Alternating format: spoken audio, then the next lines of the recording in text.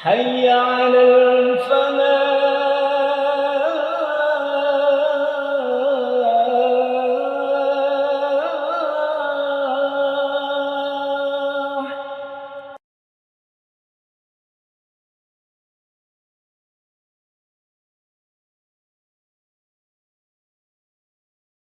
السلام عليكم ورحمة الله وبركاته.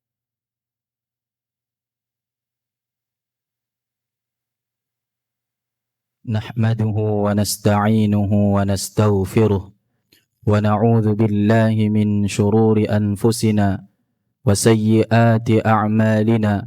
من يهده الله فلا مضل له ومن يضلل فلا هادي له. أشهد أن لا إله إلا الله وحده لا شريك له وأشهد أن محمدا عبده ورسوله. اللهم صل وسلم وبارك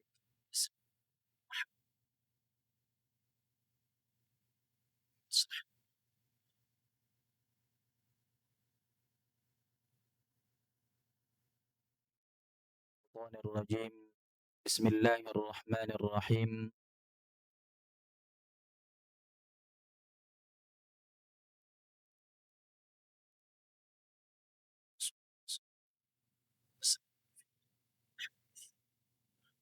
القرآن حجة لك أو عليك.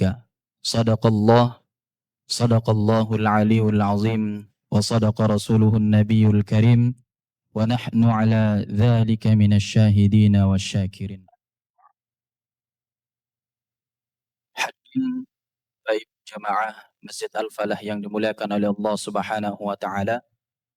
Alhamdulillah, kita mengucapkan tahmid sebagai bukti rasa syukur kita kepada Allah Subhanahu wa taala atas segala nikmat karunia yang Allah berikan kepada kita semua, sehingga sampai dengan saat ini kita masih bisa bersama-sama menuju melangkahkan kaki kita ke masjid yang mulia ini untuk bersama-sama menunaikan kewajiban kita, yakni salat maghrib secara berjamaah. Mudah-mudahan amal ibadah yang kita lakukan diberikan oleh Allah Subhanahu wa taala ganjaran kelak kepada kita di akhirat. Amin ya rabbal alamin.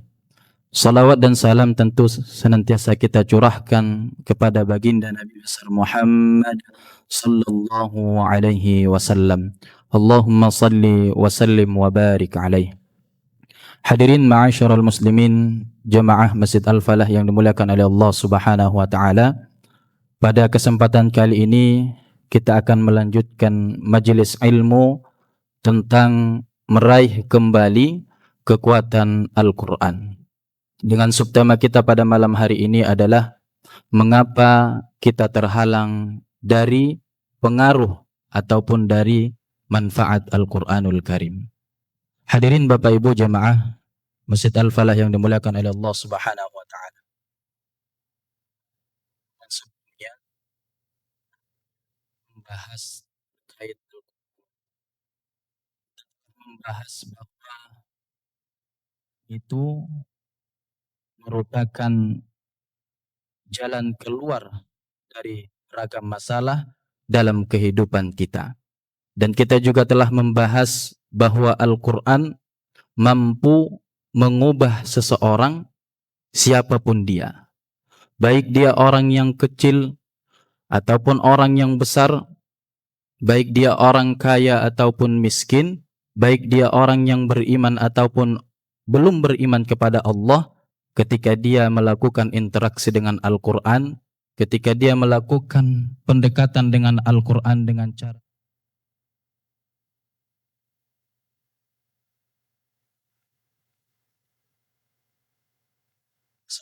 ini, Bapak Ibu jamaah rahimakumullah, insyaallah kita akan bersama-sama mengkaji dan membahas tentang mengapa kita susah untuk mendapatkan pengaruh ataupun mendapatkan manfaat. Jamaah rahimakumullah, di pertemuan sebelumnya kita telah membacakan firman Allah Subhanahu wa taala yang berbunyi, "Inna hadzal Qur'an yahdi lillati hiya aqwam." Sebagai penegas bahwa Allah Subhanahu wa taala menyampaikan kepada kita bahwa inna hadzal Qur'an, sesungguhnya Al-Qur'an ini, kata Allah Subhanahu wa taala, inna hadzal Qur'an yahdi lillati hiya aqwam, adalah petunjuk jalan yang lurus. Maka Bapak Ibu jemaah rahimakumullah, kalau kita menginginkan hidup kita ini mendapatkan jalan yang lurus, selamat dunia dan di akhirat, maka kita harus menoleh dan mempelajari Al-Quranul Karim. Kita jadikan Al-Quran ini sebagai petunjuk dan pedoman dalam kehidupan kita, sehingga kita mendapatkan keselamatan baik di dunia maupun di akhirat kelak. Nah, hadirin jemaah yang dimuliakan oleh Allah Subhanahu wa taala, kadangkala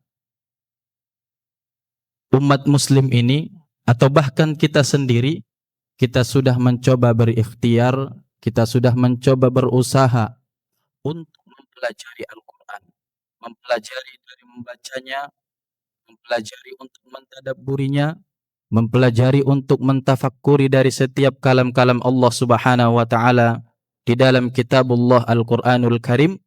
Namun kadangkala kita merasa tidak mendapatkan ataupun belum mendapatkan pengaruh yang banyak, belum mendapatkan manfaat yang besar, baik bagi diri kita, keluarga kita, sekitar kita, di keliling kita, atau bahkan dalam suatu negeri yang mayoritas muslim belum mendapatkan pengaruh dan manfaat yang besar dari Al-Quranul Karim. Padahal Al-Quran adalah petunjuk dan pedoman dalam kehidupan umat muslim terutama. Maka hadirin jemaah yang dimuliakan oleh Allah Subhanahu wa taala, tentu ada yang keliru, ada yang salah dari cara interaksi kita, dari cara belajar kita untuk mempelajari Al-Quranul Karim, sehingga kita susah untuk mendapatkan pengaruh positif ataupun mendapatkan manfaat daripada Al-Quran itu sendiri. Maka yang pertama, kenapa kita susah mendapatkan manfaat dan pengaruh daripada Al-Quran adalah sebagaimana ayat yang sudah kami bacakan tadi di dalam surah Muhammad ayat yang ke-24. Allah Subhanahu wa taala mengingatkan kepada kita. Allah Subhanahu wa taala sampaikan kepada kita kenapa kita ini susah mendapatkan manfaat dan pengaruh dari Al-Quran adalah yang pertama karena kita mempelajari Al-Quran, membaca Al-Quran tanpa disertai dengan adanya tadabbur dan tafakkur di dalamnya. Allah berfirman, "Afala yatadabbaruna al-Qur'an?" Afala yatadabbaruna al-Qur'an? Apakah mereka tidak mentadabburi Al-Quran? Allah tidak katakan hanya sekedar membaca saja, tetapi harus ditadabburi, harus ditafakkuri. Kalau tidak, am ala qulubin aqfaluha, kalau kita membaca Al-Quran tanpa disertai dengan tadabbur dan tafakkur terhadap kalam-kalam Allah ini, akan mengunci hati kita, akan menutup pintu hati kita. Karena apa? Karena kita hanya sekedar membaca tanpa kita mengetahui makna dan tujuan dari ayat-ayat Allah Subhanahu wa taala yang kita baca. Maka yang pertama, kenapa kita susah mendapatkan manfaat dari Al-Qur'an, Bapak Ibu jemaah rahimakumullah, adalah karena kita hanya sekedar membaca tanpa disertai dengan tadabbur dan tafakkur. Memang betul di dalam hadis Rasulullah sallallahu alaihi wasallam menyampaikan kepada kita, man qara'a harfan min kitabillah falahu hasanatun. Barang siapa, kata Rasulullah sallallahu alaihi wasallam, yang membaca satu huruf saja dari kitabullah, yakni Al-Quranul Karim, falahu hasanatun, maka baginya satu kebaikan. Wal hasanatu bi'asyri amthaliha. Dan setiap satu kebaikan dari satu huruf yang dibaca itu akan dilipat gandakan menjadi 10 kebaikan. Bahkan Rasulullah SAW sampaikan, la aqulu alif lam mim harfun.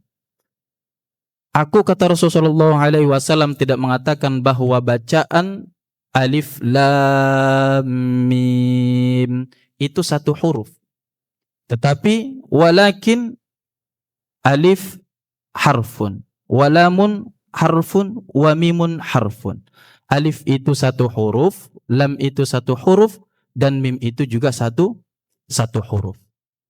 Dan bacaan alif lam mim itu sudah 3 huruf. Dan 3 huruf ini, wal hasanatu bi'asyri amthaliha, akan mendapatkan 3 kebaikan. Dan 3 kebaikan itu kemudian akan dilipat gandakan oleh Allah Subhanahu wa ta'ala menjadi 10 kebaikan.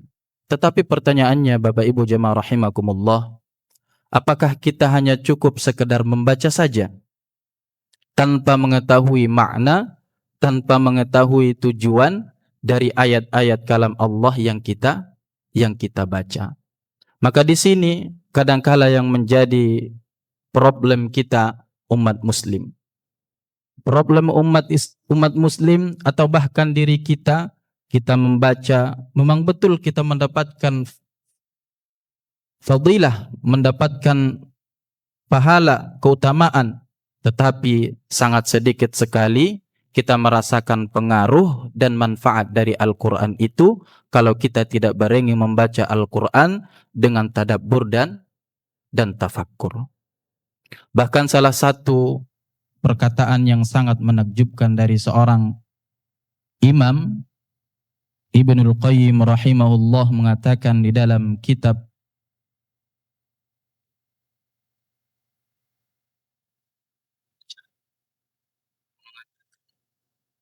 tidak ada sesuatu yang paling bermanfaat bagi hati seseorang melainkan membaca Al-Quran yang disertai dengan tadabbur dan tafakkur. Artinya hadirin jemaah rahimakumullah, ketika umat muslim ini sedang membaca Al-Quran dan disertai dengan tadabbur dan tafakkur, maka kita yakin betul akan mendapatkan pengaruh dan manfaat yang lebih luas daripada yang sekarang yang kita rasakan.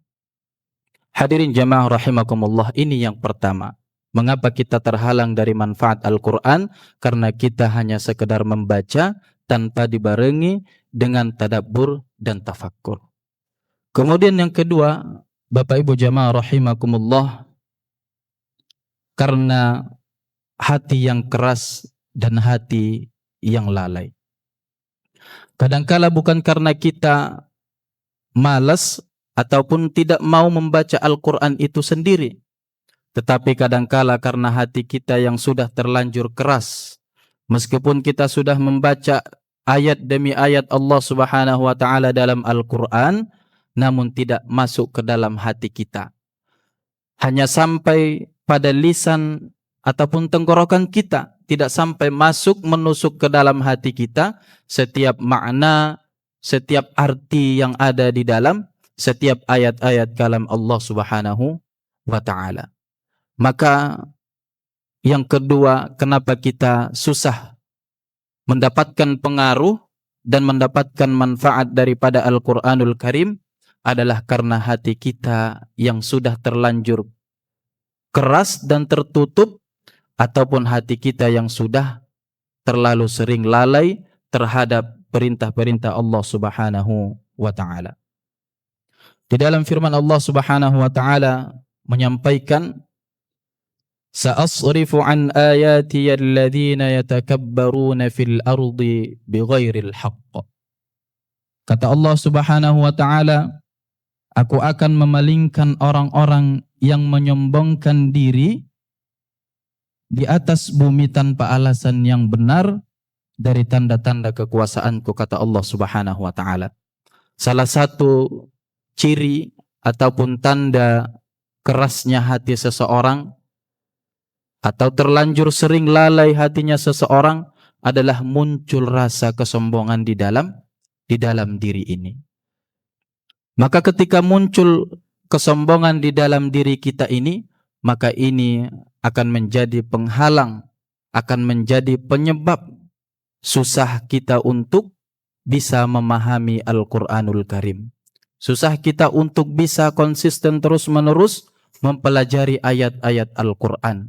Sehingga kalau hati kita ini sudah tertutup akibat kesombongan kita, akibat dosa, akibat maksiat yang sudah pernah kita lakukan, maka tentu dengan itu pengaruh ataupun manfaat dari Al-Quran itu juga akan susah kita dapatkan, akan susah kita raih dalam kehidupan kita ini.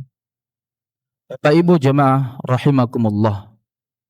Maka dari itu, kalau kita merasa hati kita ini sudah tertutup atau merasa bisa menjalani hidup tanpa dengan pedoman hidup yang sudah Allah turunkan di bumi ini, maka kita harus sering-sering mendekatkan diri kepada Allah dengan cara bertaubat atas dosa-dosa yang pernah kita lakukan. Kita harus betul-betul minta ampun kepada Allah Subhanahu wa taala sehingga hati kita dilunakkan oleh Allah Subhanahu wa taala, sehingga hati kita diberikan kelembutan oleh Allah Subhanahu wa taala. Nah, ketika hati kita ini sudah lunak, sudah lembut, sudah baik, sudah bersih, maka tentu ketika membaca Al-Quran akan diberikan kemudahan oleh Allah Subhanahu wa taala untuk bisa memahami, untuk bisa mengerti terhadap ayat-ayat Allah Subhanahu wa taala di dalam Al-Qur'anul Karim. Hadirin jemaah rahimakumullah. Di dalam ayat yang lain Allah Subhanahu wa taala juga menyampaikan, wa nuqallibu afidatahum wa absarahum kama lam yu'minu bihi awwala marrah. Di dalam surah Al-An'am ayat yang ke-110, bahwa kata Allah Subhanahu wa taala, kamu pun tidak akan mengira bahwa kami akan memalingkan hati dan penglihatan mereka seperti pertama kali mereka tidak beriman kepadanya, yakni Al-Qur'anul Karim. Maka hadirin jemaah yang dimuliakan oleh Allah Subhanahu wa taala, ketika keimanan kita melemah akibat hati kita yang sudah tertutup, maka kita tidak akan mendapatkan kelezatan, kita tidak akan mendapatkan kenikmatan ketika kita membaca Al-Qur'anul Karim. Ketika kita mencoba untuk memahami, mentadabburi dan mentafakkurinya, maka tidak akan bisa kita dapatkan kenikmatan dan kelezatan di dalamnya. Sebagaimana perkataan salah satu Imam Bukhari menyebutkan bahwa yang menjadi faktor sehingga seseorang itu mendapatkan kelezatan dan kenikmatan ketika berinteraksi dengan Al-Quran adalah karena keimanannya kepada Allah Subhanahu wa taala. Beliau mengatakan, la yajidu ta'muhu illa man amana bih. Ketika seseorang berinteraksi dengan Al-Quran, dia mempelajari Al-Quran, membaca Al-Quran, la yajidu ta'muhu illa man amana bih. Dia tidak akan mendapatkan kenikmatan dan kelezatan dalam Al-Quran itu illa man amana bih, kecuali karena keimanannya kepada Allah Subhanahu wa taala dan kepada Al-Qur'anul Karim. Maka hadirin jemaah rahimakumullah, kalau kita membaca Al-Qur'an tanpa dibarengi dengan keimanan yang kokoh, keimanan yang baik, keimanan yang kuat, maka tentu kita akan susah untuk mendapatkan pengaruh dari Al-Qur'an itu sendiri. Jemaah rahimakumullah, ini yang kedua. Yang ketiga, kenapa kita susah mendapatkan pengaruh dari Al-Quran itu adalah karena kita tidak mengamalkan isi pesan-pesan dalam Al-Quran. Hadirin jemaah rahimakumullah, ketika kita sudah mencoba mempelajari Al-Quran dari membacanya, kemudian kita mencoba untuk bisa memahami dari setiap pesan-pesan yang ada di dalam Al-Quran, tapi tanpa adanya pengamalan dari pesan-pesan di dalam Al-Quran itu sendiri, maka tentu ini akan menjadi penghalang bagi diri kita untuk mendapatkan manfaat dan pengaruh dari kemuliaan dan keagungan Al-Quranul Karim. Rasulullah SAW sampaikan kepada kita, mempertegas kepada kita bahwa Al-Quran ini kelak di akhirat bisa menjadi sebuah penolong kita, bisa menjadi sebuah hujjah yang akan meringankan beban kita, yang akan meringankan siksa kita di akhirat kelak, manakala di dalam kehidupan ini kita jadikan Al-Quran ini sebagai teman kita. Kita jadikan Al-Quran ini sebagai sahabat kita, sebagai pedoman dalam kehidupan kita. Rasulullah SAW sampaikan, Al-Quranu hujjatul laka aw alaika. Al-Quran ini, kata Rasulullah SAW, bisa memberikan hujjah yang baik, yang akan memberikan syafaat, yang akan memberikan pertolongan kepada setiap orang. Aw alaika, namun kata Rasulullah SAW bisa juga sebaliknya. Al-Quran itu bisa menjadi sebab dosa kita diperberat oleh Allah Subhanahu wa taala. Manakala kita mengabaikan, manakala kita lalai terhadap pesan-pesan perintah yang ada di dalam Al-Quran sendiri. Maka Bapak Ibu jamaah rahimakumullah, bagaimana supaya Al-Quran ini menjadi hujjah yang baik, menjadi syafaat yang akan memberikan pertolongan kepada kita di akhirat kelak? Salah satu hadis Rasulullah SAW menyampaikan kepada kita, Iqra'ul Qur'an fa innahu ya'ti yaumal qiyamah syafi'an li ashabi. Bacalah Al-Quran, kata Rasulullah SAW, fa innahu ya'ti yaumal qiyamah. Karena sesungguhnya Al-Quran itu di akhirat kelak akan datang kepada kita, syafi'an li ashabi, untuk memberikan pertolongan, untuk memberikan syafaat kepada sahabatnya. Nah, pertanyaannya Bapak Ibu jamaah rahimakumullah, apakah kita sudah berada di posisi kita jadikan Al-Quran itu sebagai sahabat dalam kehidupan kita ini?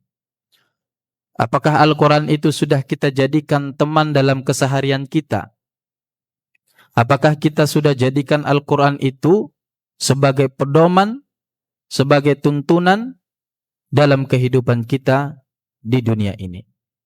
Maka ini tentu menjadi renungan kita bersama, menjadi muhasabah kita bersama, sejauh manakah usaha kita, sejauh manakah ikhtiar kita untuk bisa berteman, untuk bisa bersahabat dengan Al-Quran dalam kehidupan kita sehari-hari. Tentu hadirin jamaah rahimakumullah, setiap kita memiliki cara masing-masing, memiliki metode masing-masing untuk bisa menjadi sahabat Al-Quran, untuk bisa menjadi teman Al-Quran dalam kehidupan kita. Ada orang yang mungkin masih belajar Al-Quran, belajar membaca Al-Quran. Ada juga orang yang mungkin sudah di tahap bisa membaca Al-Quran dan kemudian dia mencoba untuk menghafal satu ayat demi satu ayat Al-Quran.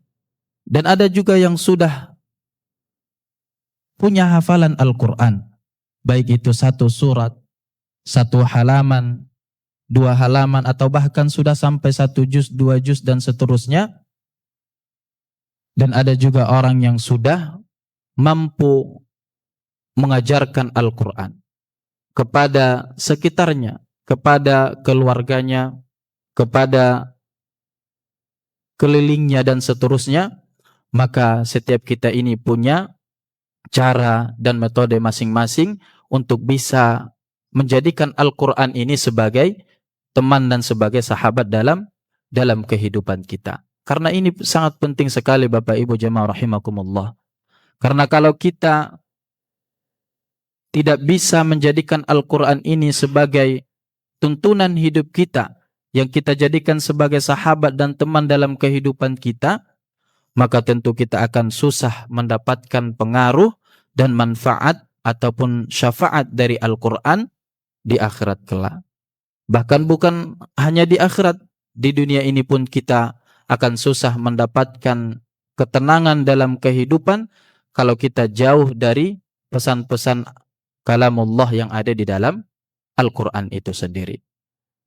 Maka hadirin jemaah rahimakumullah, au alaika, kata Rasulullah SAW, kalau kita jauh dari Al-Quran, kalau kita enggan, karena enggan itu kadangkala karena kesombongan di dalam hati kita, karena hati kita yang sudah ternodai dengan dosa, dengan maksiat, dengan kesalahan-kesalahan yang sudah kita lakukan, kadangkala kita merasa sombong dan enggan sehingga kita tidak mau dan enggan untuk menjadikan Al-Quran sebagai sahabat dan teman kita dalam kehidupan ini.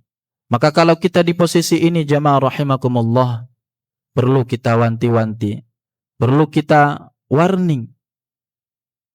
Karena kalau tidak, au alaika, Al-Quran ini nanti akan menjadi hujjah yang akan memberatkan timbangan dosa kita di hadapan Allah Subhanahu wa taala di akhirat kelak. Hadirin ma'asyiral muslimin jamaah rahimakumullah. Yang pertama tadi adalah mengapa kita susah mendapatkan pengaruh dan manfaat Al-Quran itu adalah karena kita membaca tanpa disertai dengan tadabbur dan tanpa disertai dengan tafakkur. Yang kedua, karena hati kita yang keras dan hati kita yang sudah terlanjur lalai akibat dosa dan maksiat yang kita lakukan. Dan yang ketiga adalah karena kita belum maksimal mengamalkan setiap pesan-pesan di dalam ayat-ayat Allah Subhanahu wa taala. Dan yang keempat, Bapak Ibu jamaah rahimakumullah, mengapa kita tidak mendapatkan pengaruh dan manfaat dari Al-Quran adalah karena tidak ikhlasnya niat kita ketika kita belajar Al-Quran. Tidak ikhlasnya niat kita ketika kita sedang berinteraksi, mempelajari, membaca Al-Quranul Karim. Bukankah setiap amal itu akan dilihat oleh Allah Subhanahu wa taala karena niatnya? Dan setiap perbuatan kita ini akan diberikan imbalan dan balasan oleh Allah Subhanahu wa taala karena niat. Maka ini juga penting Bapak Ibu jamaah rahimakumullah kita perhatikan. Setiap amal saleh apapun, amal ibadah apapun, amal kebaikan apapun yang kita lakukan, kalau tidak diniatkan dengan baik, tidak diniatkan dan ikhlas karena Allah Subhanahu wa taala, maka tentu kita tidak akan mendapatkan imbalan dan balasan yang setimpal dari Allah Subhanahu wa taala. Di dalam hadis, tentunya hadis ini sudah sangat masyhur sekali di dalam kitab Al-Arba'in An-Nawawi, hadis yang pertama, di situ Imam An-Nawawi mencantumkan di hadis yang pertama, Rasulullah SAW bersabda, innamal a'malu binniyat.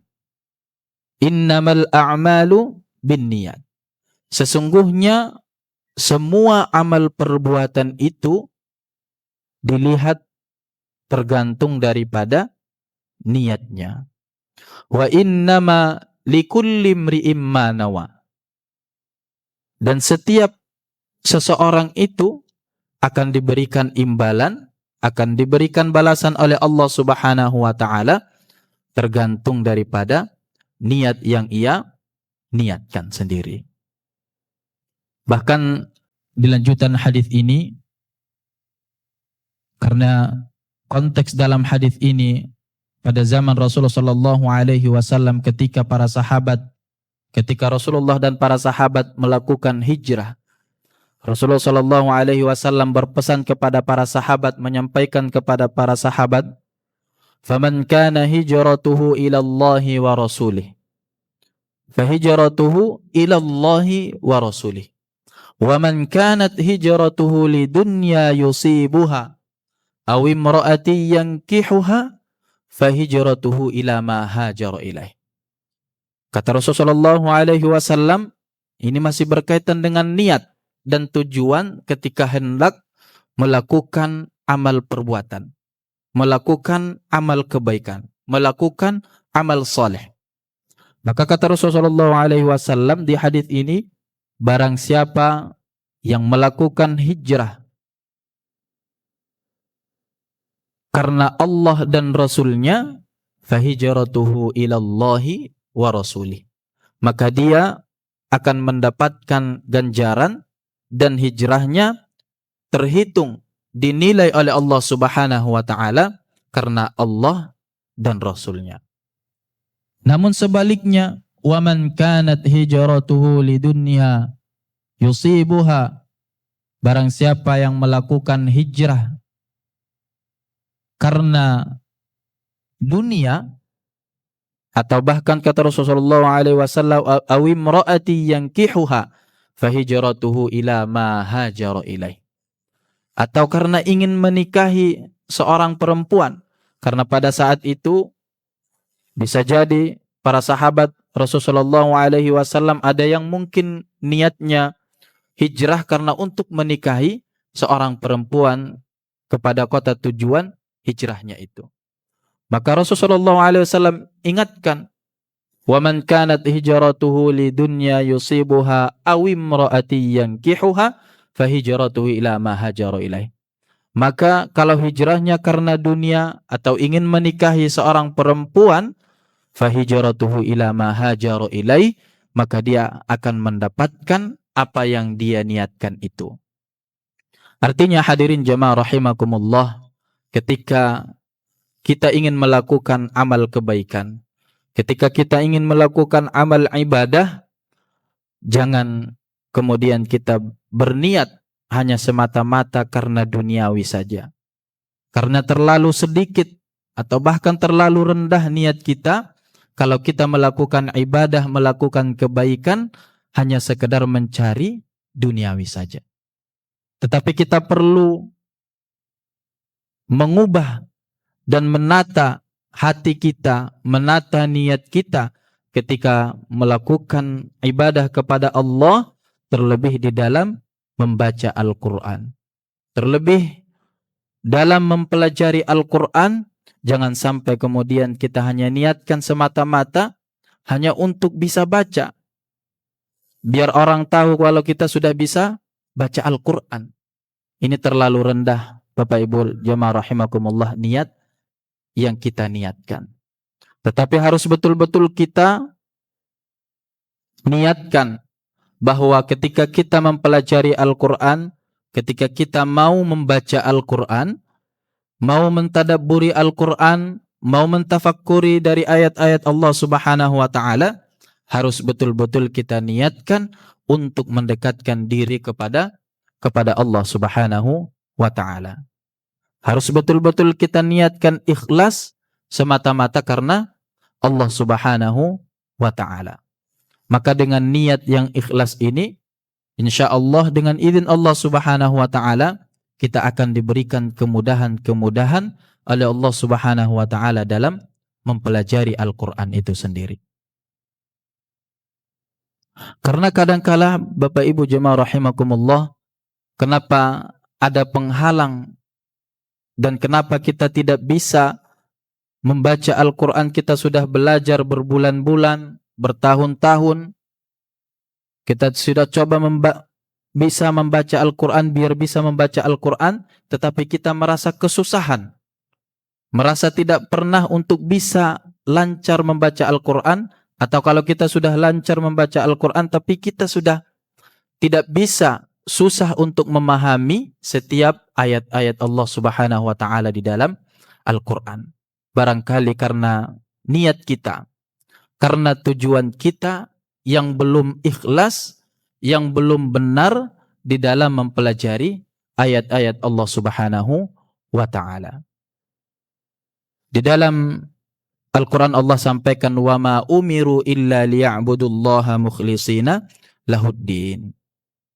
Tidaklah kami perintahkan kalian untuk menyembah kepada Allah Subhanahu wa ta'ala, untuk beribadah kepada Allah Subhanahu wa ta'ala, kecuali menyembah kepada Allah dengan ikhlas, dengan niat yang benar, dengan tujuan yang benar. Bapak Ibu jemaah rahimakumullah, setidaknya 4 poin yang kita sampaikan yang